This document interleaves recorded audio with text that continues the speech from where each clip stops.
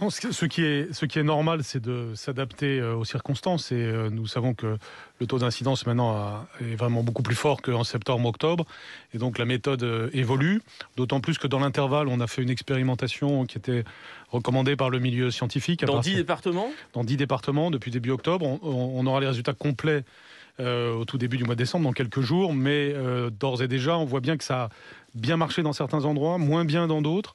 Là où ça ne marche pas très bien, c'est quand on a une trop faible réactivité des acteurs. L'expérimentation, c'est de tester tous les élèves d'une classe quand il y a un cas positif. Exactement. Exactement. Mais vous n'attendez pas les résultats définitifs pour prendre cette décision ? Alors, on a des résultats déjà intermédiaires très significatifs.